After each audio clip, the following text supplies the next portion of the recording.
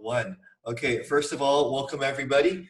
First time I'm doing this panel, and I have some of the three top finest friends and top Sauder graduates that I know, and we're doing this panel here because I know a lot of people were interested in going into business, and they got into their first year, and they just want some more advice and tips. And welcome to our guests here, and then we'll also leave some time at the end for some Q&A. But maybe just now. Sean, Vincent, Galen, if you could take some time to introduce yourselves. For those of you that don't know, we work together as part of the Commerce Mentorship Program, which is like a tutoring program, and we provided these tutorial sessions for Sauder students on specific courses like Com 293, 294, and that's where I got to know everybody. And maybe we'll start with the top. Sean, why don't you introduce yourself and a little bit about what you do? All right, sounds good. So I'm Sean. Just to give you a little bit about my background.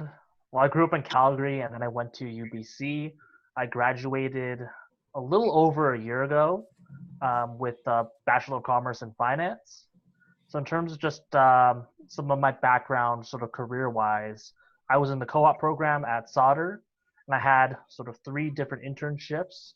One was at a nonprofit, another one was at this healthcare supply chain organization, and the third one was at a bank here in actually Calgary, where I'm from.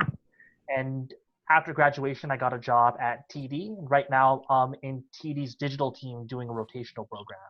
So I've had a chance to do some work with Canadian personal banking, with payments, and I recently just started my 3rd rotation in TD Insurance. So definitely been able to experience a lot. Excellent. Good to hear that you're doing well. On to you, Vincent. Hey everyone, my name is Vincent. Similar to Sean, I graduated from the University of British Columbia about a year and a half ago. The main difference is I started my first year at UBC Sauder in 2013. So it took me about like 5.5 years with like about 4 terms of co-op to finally graduate and walk down that path. But yeah, no, it was extremely interesting experience just going to UBC, made like a lot of new friends like Andrew and these guys.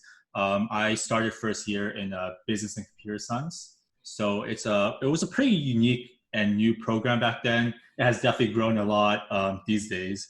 But yeah, throughout my undergrad, I was also part of the UBC like Sauder and computer science co-op program. I did about 4 work terms. I worked at Works at BC in relations to like data analytics, then app innovation technologies. I ended with Microsoft for 8 months. And then after I graduated, I actually moved around several companies. I tried out consulting for a bit. And then now I'm in tech in America, in Seattle, working at Amazon.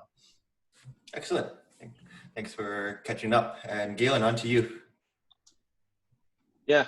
What's up, guys? My name is Galen. I'm a recent graduate, actually. I graduated about 2 weeks ago online using the same platform you guys are using, Zoom. What can I say about myself? So I started in 2015, so I did a degree that took 5 years. I also did co-op as well. My major is combined major in business and computer science. So you guys can ask me a bit about the business stuff and also the computer science stuff. I'm also from Vancouver, so I'm actually from Coquitlam, BC. So I know most of you guys are local. So if you guys have sort of questions about like local students and what the difference between that is and international, you can ask me for some tips. In my past, I have some internship experiences at, let's see, I did one at Roblox, which is like a gaming company, especially for younger kids. And also I've done some Apple, which was last year. That was also, both of those were actually project/product management. So if you want questions those experiences, feel free to ask me about them. Right now I'm at Amazon, so that's in Vancouver. I'm working on the AWS team, specifically RDS. So what they work on is they're trying to create databases as a service. So instead of configuring your own database on your computer, you can tell Amazon to do it for you, and then we just handle everything behind the scenes. But yeah, ask me any questions you want about software engineering, product management, what I do in my spare time, and of that sort. Thanks for sharing. Good to everybody to catch up. Everybody's doing well. That's I'm very proud of all of my friends, and everybody's working and they got good jobs, and That's all what we're all here for. So I just want to touch on two main areas, and then we'll open it up to some Q&A. First one is sort of an area about solder experience, academics, and what not to do in your first year. I know a lot of people are transitioning from grade 12 to first year. Maybe what are some things to keep an eye out for your first year, and maybe some things to talk about for your solder experience. Who wants to chime in on that? I can go first for sure. Okay. Yeah, so I definitely remember kind of like the first year at Sauder being like the most fun and overall like the most interesting in general, just because you're kind of like leaving high school, right? Like high school, you kind of see the same people every day. And once you get into a university, the environment's a lot bigger. So it's like high school at like a massive scale. And and because of like the amount of freedom you get, there's a certain like level of balance that you have to come to learn when it comes to socializing versus academics. So I would say, especially in the business and computer science program that I kind of started off with, there was some points in time where I felt like I could have performed better academically, given like certain situations at the time. But it's also important to kind of realize the amount of opportunities that you can make out of your time in your first year. So for instance, there'll be kind of a clubs week, kind of like the first 3 weeks of you starting school in September. And throughout this process, you could explore different clubs related to business or just other parts of the university in general. And actually through these clubs is kind of where I would define a lot of like my solder experience, not just as like a participant, but just maybe eventually in like second or third year, you become part of like the organizing committee, right? And that's kind of how I met like Andrew and these guys here, where we were part of the commerce mentor program. And yeah, ever since, like I've known these guys for like 6 years now, and we've been friends ever since. So good. Yes, I gotta say, definitely take advantage of opportunities. First year rep, second year rep, meet new people, and just to really leverage those opportunities and to start building your network, which is really important. The first time I met Galen was actually, I interviewed him for the first year representative position at CMP, man. So here he is now, graduated. Damn, it's been a while. And he followed in your footsteps. A little bit. Yeah. To add on to that, being interviewed by Vincent was pretty interesting, just from like the first year perspective. So I think from a first year, I think the first week initially is just a lot of stress. Like you're going to be thrown into an environment, and again, it's probably going to be some sort of online orientation where you don't know anyone in your group. Luckily, you guys are pretty close to UBC, so you might have some students from your class or just from the school coming in as well. But you're going to be thrown in with people from all over the world. So it's going to be a weird transition at first. I would just say, just take full advantage and just introduce yourself to like other people. Even though if you might be a bit nervous or you might not think you know this person as well, trust me, like they're feeling the same way. And you'd be surprised at how much stuff like you guys would share in common. Like for these guys, for example, with Andrew and Vincent, like we guys can like talk about like all the stuff happening around in Sauder or like world events, or like even like we're watching basketball in the NBA. And so just try to take full advantage of that. Make friends whenever you can. In terms of like academics, it's going to be a huge transition. I remember in high school, I was getting like constant 90s and thinking like there were some classes that were a breeze, and sometimes like I wouldn't even show up to class because I knew like the teacher would give me an excuse or a pass just because they knew how capable I was. But once you're thrown into an environment like UBC or like even Sauder, you're like in an environment where everyone's like a top A student or like academically gifted, right? So I remember when I got my my first assignment back, and they told me to like, lower your expectations. It's not gonna be that great. The average isn't as inflated as high school. I got it back, and I think it was like a 70, and that was apparently pretty good because that was the class average for the Comp 101 course. But immediately I thought like, okay, like I added more pressure onto myself.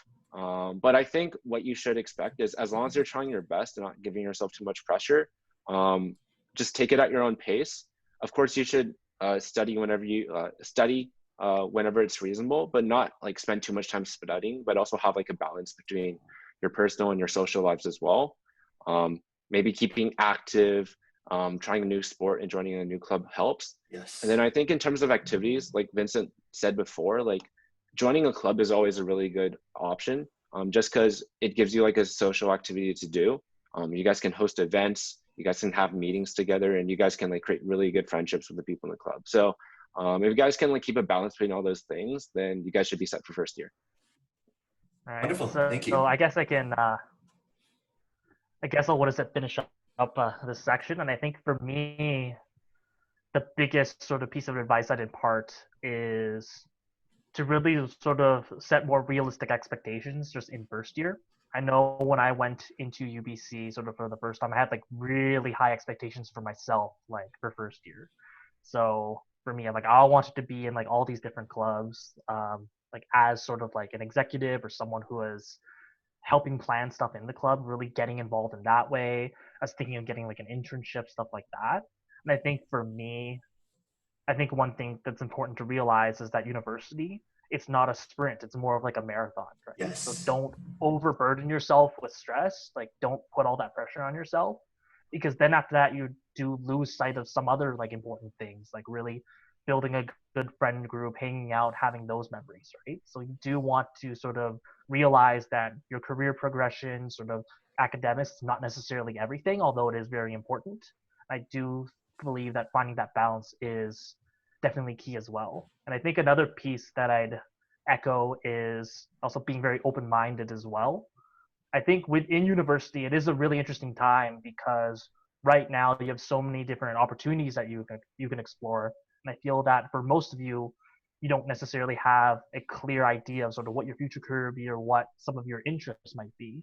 So I'd really encourage you to try things that are a little bit out of your comfort zone, or things that you would normally not, maybe things that you would normally not thought of, like in high school. Because I feel by exposing you to that, you might find a passion that you never had before, and I think that could really go a long way. So those are the two sort of pieces of advice I'd give to you guys. Wonderful advice. I tend to agree. It's really first year is a time for you to test your limits, so try things outside of your comfort zone, really immerse yourself in opportunities, and don't put too much pressure on yourself to really succeed right out of the bat. So temper your expectations, and as Sean said, it's a marathon, not a sprint. So try to enjoy your university experience, and I think that was some really sound advice. So thank you. Next one is networking, jobs, and summer experiences. So I know for many of my students, they don't have a lot of work experience right now. So what are some ways you can get involved and to find that ideal internship? Or what are some things that you would do in your first or second years to help you get to that internship? That's a good question for sure. I think one piece is just sort of involving yourself in just things you're passionate about. And I feel like a lot of us, when we think about work experience, we actually think of like formal work experience, like, oh, I worked at the store or like whatever. But I feel like experience, it goes beyond that. For example, club experience is also varied as well. Projects that you're doing on your own time, especially for computer science, that's also very important as well in terms of adding some value add things sort of to your resume and to your applications. So I feel like for a lot of you guys, you can reflect on the different things that you've done, whether it be maybe you're in a sport team, maybe you're in like a club, reflecting on those experiences and seeing if you can weave those into your overall story and your overall sort of experience. Nice. Yeah, I would say in first year, you're definitely ahead of the ball game if you've consistently thought about how to land your first internship and also your work experiences. I can definitely say like back in my day, like I didn't really think about this until like second year or actually after a Com 202 course, which is essentially a introduction course that will kind of teach you how to really build like a resume, how to properly do interviews, how to meet people in like the whole business world. Now, a advice that I'll like add on to kind of what Sean said is that sure, in high school you might have worked at like Cineplex or like McDonald's, right? And those are great, valuable like work experiences. Like it really kind of like taught you how to like interact with people, like communication, and but even if you don't have those type of like part-time jobs, like I actually like didn't really have a real like internship or a job until I was a teaching assistant in like my third year. So even if you don't have these type of jobs, if you're like involved in specific programs, just outside of studying, whether you helped organize like a conference or like a big event in high school, or even something you're interested in first year university, I think a lot of those kind of people skills and the skills that Yes. like the personal skills that you can translate to how to explain to a manager or the people you're interviewing with, like, oh, I kind of learned how to work well with people because we organized a giant conference that was like $50,000 budget or something like that. And there's a lot of relatable and transferable skills, even if you weren't like specifically paid for it. And to touch point on the whole computer science side, yes, like if you're gonna apply for more of like a computer technology focused position, kind of learning how to build a website, even though if it's kind of just like WordPress or just from scratch, like it kind of like hints to an employer that you have passion outside of just being forced to go to school. That definitely helps a lot. Sure, for sure. If I can add on to that, so for myself, I remember in first year, I don't think I was even thinking about like landing a job or an internship yet, because it was just so far out of the way. I was just thinking about how to get through first year, honestly. But I think when I did start applying to jobs, so like Vincent said, there's called Com202, and they ask you to tailor your resume, sort of make it attractive to employers. And I think that so the employer is going to only from the single sort of page or like 2 pages try to get a sense of who you are. So in terms of your own experience, you should think of what thing should I pursue or what skill should I acquire that makes me stand out. So out of like a pool of maybe 100 or 1,000 people, I might select like 10 or 20 people to interview, right? So I think to tag along what was earlier said, definitely pursue your passions. So let's say in first year you take you find that you're more interested in math, or maybe you find out that some things that you in statistics where you like apply certain skills might be transferable to doing maybe like data entry. So like these are good sort of like entry level sort of like foot in the door opportunities. If you find that you have a leaning towards that way, then in second year or like even in third year when you declare your major, you can pursue that route and you can like choose these courses. But like as like an employer and like as someone who's like done like some job interviews before, I think like the first thing that I would say like we like look for in candidates is that they should have like sort of an understanding of the job role. So sometimes you might say that, oh, this position has like 10 plus years experience in like some like skill, when like for example in programming they might say you need like 10 plus years experience in AWS, when like some like services in AWS hasn't existed for like more than like 5 or 6 years. So what you can do really to like make up for that is like show an interest. So like if you go to the employer, maybe in your cover letter you say not be an expert, I'm taking like some online course for it. So like if there's online course, I suggest like doing like a Coursera course or Udemy, or just saying like I have like a really profound interest. Then it shows that like you took the time to engage in the material, and it shows that you're like much more interested in like potentially working for the company too. And also another thing I would add is definitely reach out and make full use of your resources. So when I was in Sauder, I didn't actually learn about the BCC, the Business Career Center, until like second year when I was actually applying to jobs. So like you find out there's this whole hidden job pool, like outside of like the ones you see online, like Indeed or Monster.com or whatever. And it's just like tailored specifically for like co-op students or Sauder students. So ask around, like there's things available at like uni that you wouldn't have like thought were available before. And also like, also on top of that, like if you need more resources, talk to your friends, talk to your professors, and they might have like more openings for you too. Sounds good.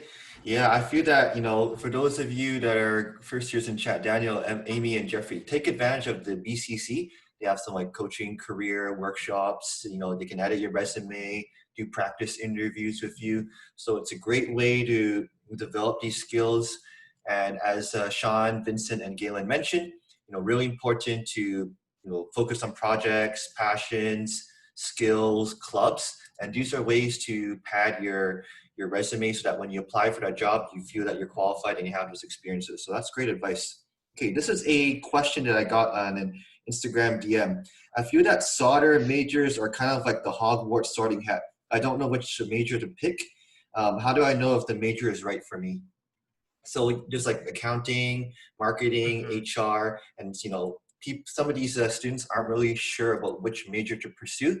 So I was wondering if you can chime in on these majors, and I know Vincent and Galen, you focus on computer science. So what led you to pick these majors and routes? Yeah, I'll talk about that first. So luckily for us, when we were offered the business computer science program, that was actually like a first year entry program. So when we were applying, we had to pick it. So at that point, like if you wanted to switch programs, you would actually have to transfer. You wouldn't actually have to declare your specialization at all. You just be in like the stream from first year. I think for me, when I chose this, it was more like in high school. I was doing so I ran like a business club in high school, and we were selling like bubble tea to students, and I thought that was really cool. I'm like, maybe I can like expand this venture and later on. And the computer science side is, my dad's also a software engineer, and I thought maybe learning some coding would be really interesting.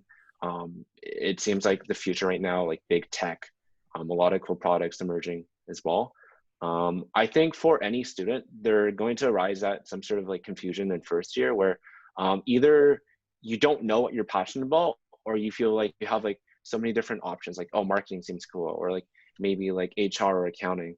And I think how to fully explore that is maybe like joining or going to like some of the events that the clubs put on. So I know that for each specialization. So for example, for HR, there's like a HR like club, HRMC, I think. Yeah, at UBC, and they put on different events. I think most of the upper year execs are like HR like specializations, and also like they bring in speakers from who are HR professionals that can tell you about their careers. So if you attend industry nights that they host pretty regular throughout the term, then you'll get a better idea. Another option I would say is just take the course and figure out whether you kind of get an understanding of what the profession's about. So like accounting, you're gonna find that it's like a lot of math, it's a lot of working out different reconciliations and like balance sheets. Calculations and numbers. So calculations, numbers, like Andrew knows. So what I would say is just take the courses, see if you're interested in them or not, do some more research. And you don't need to like stress too much about it. Again, it's something you declare at the end of your second year, but just try different areas and see what sticks and what doesn't. Yeah, I'll definitely add on to what Galen said. I guess from like my perspective, I mean, what attracted me to business in the first place was that I just so happened to do like a case competition in my last year of high school, and I was like, damn, this is like really fun. I love the adrenaline related to it, and yeah, just like essentially what I want to pursue. And yeah, as Galen also mentioned, business and computer science is a bit unique, where you are kind of given a very specific standard timetable, like starting from first year. So it's different in relation to other majors at UBC Sauder. Now, I want to speak, I guess, I'll give a bit more advice on kind of like the general public. So overall, other types of majors, whether it's finance, accounting, etc., you declare a major at the end of second year. So just the summer before you enter third year of school. And throughout your first and second year, you will be, it's mandatory to take a like level 100 course related to each and every specific specialization that is being offered. So you're going to take like marketing. I've got like 296, I think it's called. 296 and 298 and all yeah, like accounting. Exactly. Yeah. So just through those courses, you're going to get like, I guess, a bit of a taste of what it feels like to be in marketing versus accounting versus business technology management and finance as well. But I do think along with that, the best like resource in terms of like understanding whether something like a major is right for you is just speak to like an upper year, just like talk to like a third or fourth year in finance or marketing and etc. And like they've been through like the whole process. They've probably done internships in that specific field, and don't be afraid to, I guess, like sit down with them, ask them for like kind of information. Just you will probably meet some of these people in like some of the clubs you guys join. And yeah, that's a great resource. But along with that, it's also even if you like chose accounting in like third year, and then like in fourth year you decide like, damn, I like don't really like this, like I'm gonna switch to like finance, like that's completely okay. And I believe like you have options to do so.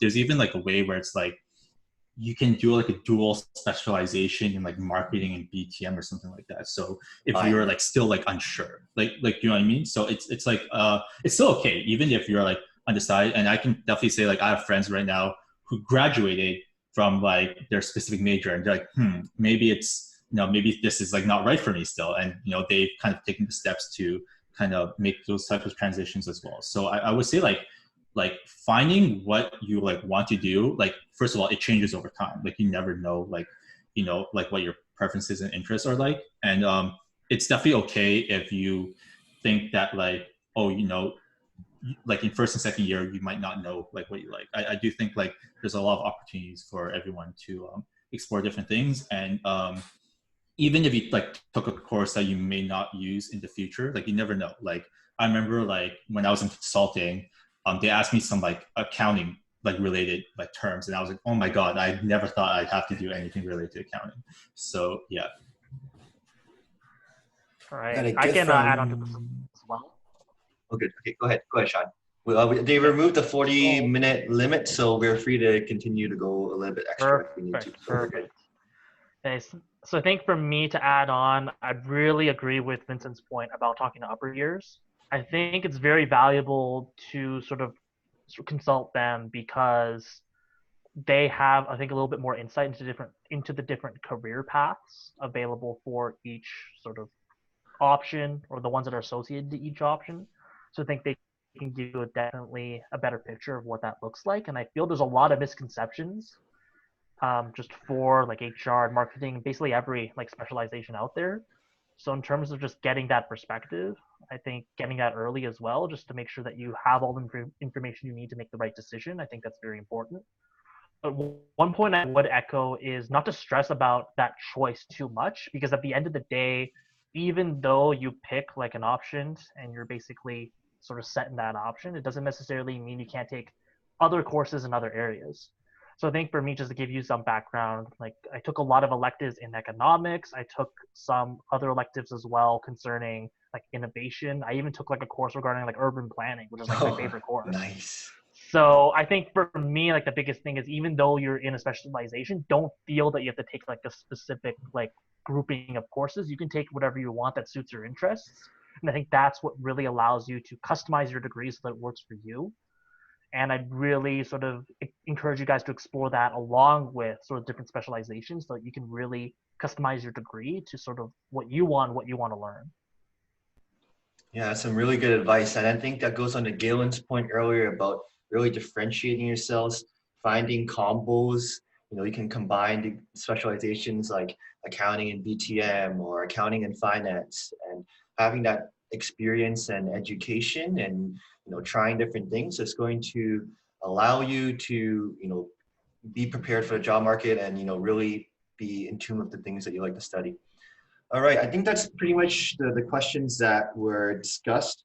I then want to open the floor right now to, I think we have Daniel, Jeffrey, and Amy here. So Jeffrey, Amy, Daniel, feel free to unmute yourselves and turn your video cams if you want, or you can type your questions in the chat.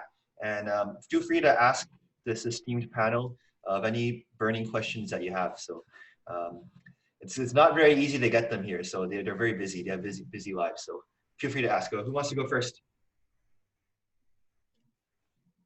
Crickets. I mean, I think there's like some other questions we can answer too. All right. Yeah. I got a few other questions, or maybe you can type your questions in the chat. We have to ask or I can, let's see. Yeah, I had a question from a student about ComSci 110, and they're taking computer science for the first time, and what's it like? Yeah, for sure. I can start off. So a bit of background. I did take a high school course called AP Computer Science, and essentially throughout this, like essentially in ComSci 110, it's a bit different. I would say like if you have like a bit of a previous like computer science experience, ComSci 110 for me, you learn a language called Dr. Bracket, which is essentially, I would say, Java on training wheels. And essentially, it's like that's like the best way that I could describe it. It's important because it teaches you the fundamentals of understanding how to think in a specific pattern or specific way. It teaches you very, very like useful like insights on how to write and kind of create certain things. But it is a language that is not popularized in the actual world. Like it's kind of like a language just for you to like test out like your fundamentals and essentially prepare you for kind of like second level computer science courses. I would say if you have previous computer science experience, it could be a bit confusing at first because essentially a lot of the stuff in ComSci 110 is kind of done for you in the background, and you don't actually like see it or kind of understand why it's happening until you go deeper into upper year computer science courses. So I would say like it's definitely a trial course. Like you definitely have to take it, and a lot of people usually come to like a decision whether they like this path or not after first or second year computer science. Yeah. To add on briefly to that, so ComSci 101, yeah, it uses Racket, which isn't really sort of an actual language that developers use in the real world.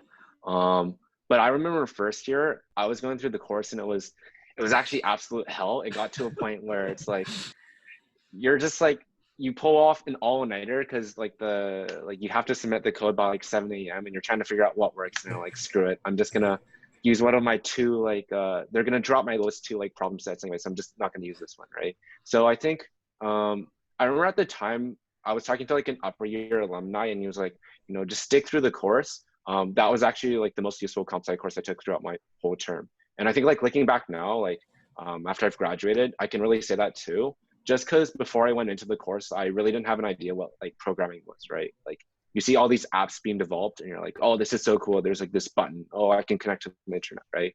Well, like you need to know like the basic building blocks of like how like a function works, or like how variables are like declared. And then you see how like these pieces like come together. And even looking back, they taught some really advanced concepts in like Comp Sci 110, but like explained in a reasonable way to first year students. So yeah, I'd say even if like you're interested in like computer science, or even if you just have like some sort of curiosity about how programming works, if you have like a free elective, I would definitely recommend taking it. Good. A We have lot a of question. questions in the chat. Yeah. Okay. I think we'll answer some of these, and then feel free to connect with Vincent, Sean, Galen on LinkedIn, and then you can, I'll post a LinkedIn profile so you can get an extra 3 connections, Sean, Galen, and Vincent. So I think this will be a good question for Sean. What is the application process like for entering co-op? Some of my students have said that co-op may be a very intensive process. You have to apply and stuff like that. But, what is the application process like? Yeah, so I think what is it? I applied to co-op a couple years ago, so I do just want to preface this by saying that could have changed slightly, but I'll just basically recall like my own experience. So I think first for co-op, basically what you do is, I believe you submit like a resume and a cover letter, like you're applying to like an actual job. Mm-hmm. And then after that, I think you just, type, have like a written submission just explain like, oh, why you want to be in and stuff. And then if they deem you sort of like a good fit for the co-op program, then they extend you an interview and basically do like a mock interview with the co-op coordinators where they're just going to be asking you basic questions just to see how you respond. I think the biggest thing I want to echo with the co-op application process is that you don't necessarily need to have like actual work experience or a ton of experience to sort of get into co-op. I think the biggest thing they're looking for is like professionalism and if you're like employable or not. So I definitely say like don't necessarily worry about that, but worry about how you're presenting what you already have. Definitely get your resume checked like before you apply. Reach out to upper years for advice. Was it to get those reviews done? I think if you're able to do that, get some interview prep, and just really prepare yourself for that moment, I think you'll be in good shape. Yeah, just to add on a bit to what Sean said. So they, like the co-op program at UBC Sauder, they try to mimic kind of like what it's like to like kind of get like an internship or stuff like that. You know, you have to submit your standard cover letter and resume, and depending on again, this was like years ago when we did this, so change. But depending on which like a concentration you might want to get into, I believe there's like a minimum requirements that you might need to meet. But overall, in the throughout the application process, what they care about the most is whether you're like likable, you know, you're professional, and overall, like you can satisfy, I guess, specific guidelines and qualities of your co-op employer, right? And you know, like this is, I would say like the co-op program is a great opportunity for you guys to like get experience. And I generally believe like I would not be where I am today if I did not do internships or co-op like throughout my undergrad. Mm-hmm. It's extremely like valuable resource and opportunity that the school offers to you.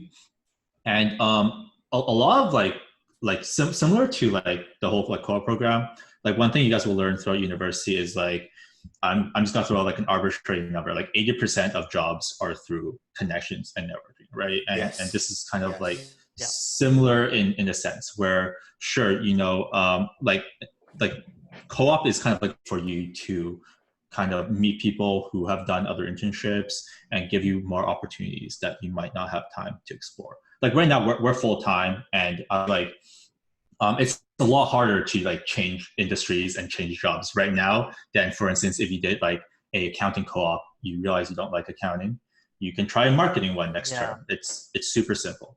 Or maybe So, you do an accounting co-op, realize you don't like accounting, and you become a teacher. So yeah, just like Andrew right here. I remember his yeah, back in his day, he used to be an accountant, just in case people don't know that.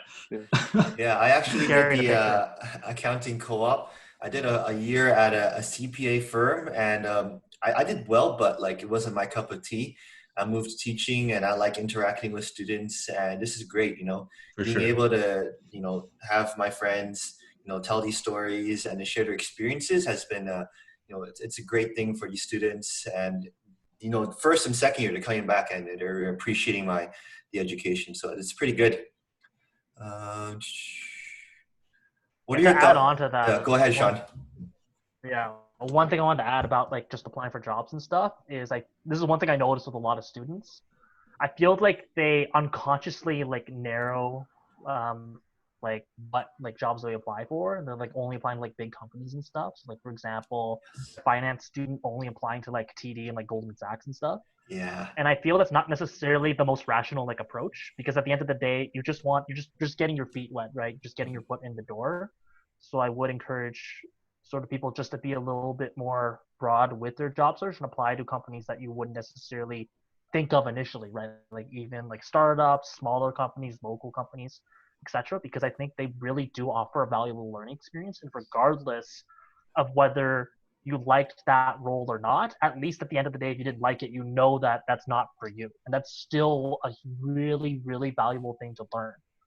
So I just say, sure. what is it? Go into your job search with a mindset of just experimenting, trying new things, rather than just getting the top job like initially, because you have like multiple different summers and like terms to like apply for jobs, right? So maybe by your third or fourth, you're going to be getting a job that you really like, but still like use the first couple of sort of work terms to sort of just understand the working world and just sort of what that's like, because I think that's sort of the first step. For sure. Yeah, when I did my co-op, I went to my accounting job, and I didn't have any accounting experience, and I just done a few summer camps, and I just was really professional in the interview, courteous, and emphasized my professionalism and work ethic, and I think that was really good. And I also want to mention that when you apply to co-op, just because you're in the co-op doesn't mean you're guaranteed a job. You still have to apply to the companies, and they just give you a list of jobs and they're going to assist you, but they're not going to automatically place you in your desired job. So there's still a little bit of grit needed to get you into that job. Galen, did you want to chime in, or shall we move on to the next question? Oh, that's good. Next question is good. What are your thoughts on the solder concentrations? I'm guessing like marketing, accounting, real estate. This person, Amy, wants an overview. All right. The first thing I'll say is don't do general management. Yeah, general management is like very generic. You want to specialize in something. Yeah, because it locks you out of like, what is it? Like I feel the more specialized, like unique courses for each concentration. And like coincidentally, I think like in our graduating year, only like 2 people graduated from it. So I definitely wouldn't recommend that. For the other concentrations though, I really don't think I can give like a fair like judgment of it because they're all like so different. And it really just boils down to sort of your taste and what you want in terms of, like out of your career, right? Because like HR, there's so many different like unique career paths. Same with marketing, same with Bucks, finance, accounting. They're all sort of unique in their own ways. So my response to that would be just reach out to upper leaders, reach out to professors and like people who are already in these industries just to get a taste of what they do, so that you can figure out which pathway would be the most suitable for you. Yeah, at the end of the day, when you graduate with your degree, it's just going to say Bachelor of Commerce. So they don't actually list your major on your degree. And the only 2 options that require GPA cutoffs are accounting, you need to get 68% and above, and finance, you need to get 75% and above. But the rest, you don't have any cutoffs, and some of them need applications. The only ones that need applications are IB, International Business, and Global Supply Chain and Logistics. So yeah, that's some really good advice, just to ask upper years about the options and network and ask them for their feedback and ask them what they like and don't like. Yeah, I can add a bit more insights related to like different solder concentrations as well. I definitely think like in like first and second year, at least for me, there's definitely a lot of things where I overlooked when it comes to, for instance, someone in marketing, right? I always thought like, oh, someone in marketing, they're kind of like mainly working with like brands and like advertisements and stuff. But if you look like deep down, like that's actually like really not the case. Like they work a lot with like analytics. They look at data to help them drive like very specific decision making, and there's like a lot of research involved in that. So don't just like look at specific concentrations just at a glance, right? I think there's it could get like a bit deeper than like you would initially assume. Yep. I do also think like depending on like I guess what type of overall like career path that you want to aim towards. Similarly, there's also a lot of assumptions being made. So I mean, before I got into consulting, I would say like most people I've talked to in first and second year who want to do like consulting, they don't actually know like what consulting is like. Like I would say like very few people do, and it's not until you kind of do your due diligence, your research, and speaking with people in the industry until like you actually understand a day-to-day path, and overall that may influence what type of concentration you want to be a part of in the future.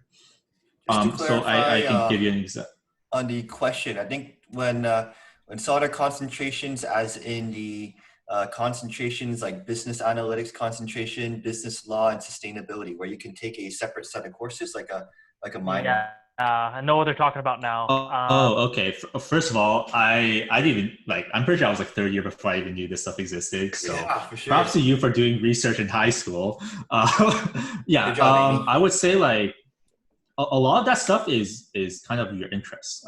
Like you can see a lot of those concentrations as almost like a dual specialization, but to like a lesser extent. I think to get those type of concentrations, you really only need to take like 2 to 3 selective classes, like elective classes. And I would say like most of them are actually like pretty new. I would say 2 of them are new for sure. The analytics and the law one I've never. Yeah, the analytics is like I think the past 2 years. I have a bias because I'm in the data field, so I would definitely recommend looking to business analytics. But yeah, overall, if you have like if you could withhold like your personal course load, feel free to take this stuff up. Just as if you were to do like a minor in economics, it kind of just treat it like the same way. Yeah. Seems I like a think the minor. one thing to sort of emphasize is at the end of the day, when you're committing yourself to a concentration, it's a trade-off because then you're not able to take other electives and other courses you might find like interesting. So I'd say if you want to research these a little bit more, take a look at the specific courses that you need to fulfill those requirements and see if like, oh, is this something that I really want to do? Because I think and compare that with other courses that you could be taking, like other electives that you find like really interesting, and just see like, is this a good fit for me? I'd do that. Yeah. To add on to that, I think that if you want to do a concentration, just keep in mind like the course commitment. So some of them might just be 4 or 5 additional courses you can take. If it might be like putting off your graduation, for example, or if there's other things you want to do. So like if you want to do co-op or exchange, then try to like keep like a balance between all of those different options. But I think with all the new concentrations that they've introduced, all of them look like really attractive, like business analytics for sure, like in the tech field. Sustainability, that's going to be like a huge future area of growth, and also business law. I think even within Sauder, there's only like a few law courses offered, but you can kind of see how business and law overlap, or even if you want to pursue, for example, a law degree after your business degree. So keep it in mind if you feel like you have like sort of a leaning towards any of those concentrations. For sure, for sure. Yeah, these concentrations, I think they're going to add to your resume. So let's say you wanted to, do BTM and then you have a business analytics concentration. I think that looks really good. But yes, do be aware of the course requirements and the commitments because it's sort of like a minor. I think some people do like a marketing major and then a psychology minor. So, that does take a little bit of course requirement. So just be aware of that.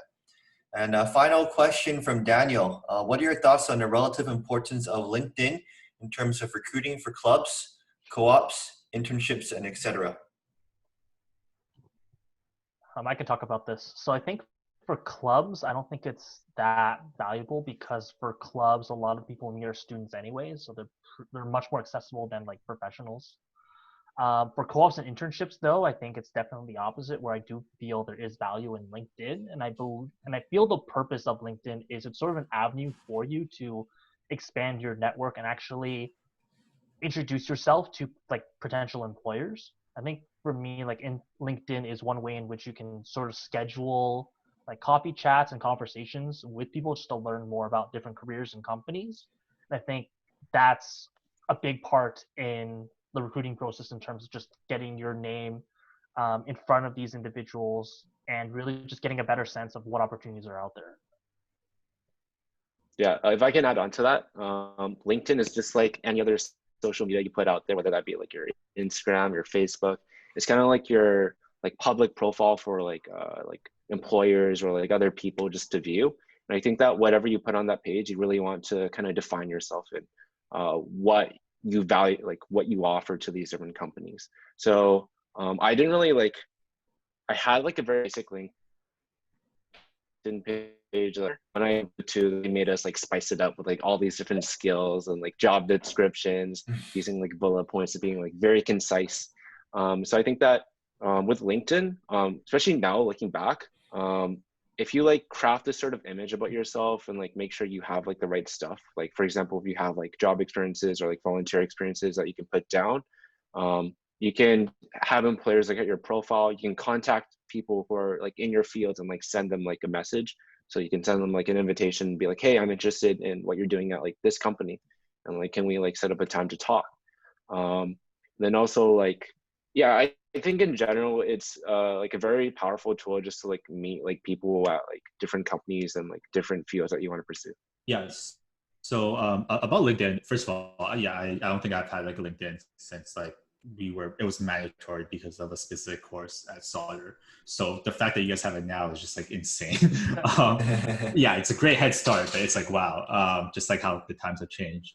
But essentially, as Galen said, LinkedIn is another form of social media, right? Whether it's using Facebook Messenger to chat with your friends or Instagram to like post stories and like photos of yourself that is highly edited. Like LinkedIn is kind of a platform where I use to essentially get my daily dose of news. Like I look at LinkedIn every day, not just to chat with people, but that's how I find out that 2 years ago, Uber acquired Postmates for like $3.2 billion.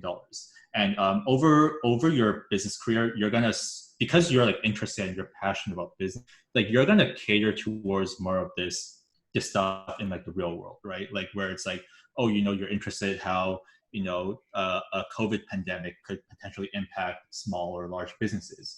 And a lot of the stuff you can find the news on of kind of like your favorite companies, people you admire, just through a platform like LinkedIn. It's definitely a lot more formal. It's a lot more business focused. And if you're interested in business news, economics, or just reaching out to people and hearing their success stories and their success tips of like getting to X or Y career path, like that's the place that you know, you kind of like look towards. And it has definitely like helped me a lot just reading like other people's articles related to this. So good. Yeah, and I have just a little bit of a tip with LinkedIn. Especially, you want to make sure that, you know, you're using your connections and you're not just adding people randomly. I really don't like it when people just spam add me and they have like 500 connections, and you know, you just a number, right? Make sure you connect with them, you message them and say, hey, you know, you talk to recruiters, you want to ask for some coffee chats, because just adding somebody on LinkedIn doesn't guarantee you anything. And final question, PMF, portfolio management. Oh, yeah. Okay. Sean, I have to talk about this. Final question of today, and then we'll wrap it up. So what do you want to like know about it? Cause I think this person is just asking for elaboration. Probably the application process. Yeah, what the PMF is. Like what it is, like what it is, and like the application process. So I guess I'll just explain like what it is. It's essentially like basically like this club where they have maybe like 5 to 8 like finance students, and essentially they manage like this portfolio of like a couple $1 million. So actually, like for this, they're basically the ones who make like the investment decisions for the portfolio. They present their findings to like a board of like finance professionals like every so often, and it's like really a good way for them to like gain like practical experience. I think the one thing about this program is that it's definitely like very elite. There's like a huge network because I think the program was started in 1990. So there's like hundreds of like students that have like went through PMF over the years. And I think the network as well, just like the fact that it's like very international, really does give them with sort of a wide number of people to sort of learn from and to connect with like regarding finance. Also with PMF, like what is it? Definitely I think there's like an internship like component as well, and I know like some of the students they get internships in New York and also in Europe as well. I think the big thing about like the PMF is it's definitely like a very like rigorous program. So I know for like my friends who are like in it, they definitely spent a lot of time. They committed a lot of time, made a lot of sacrifices to basically commit to that. But they were able to learn a lot, and they're able to sort of like really launch their careers like with it as well.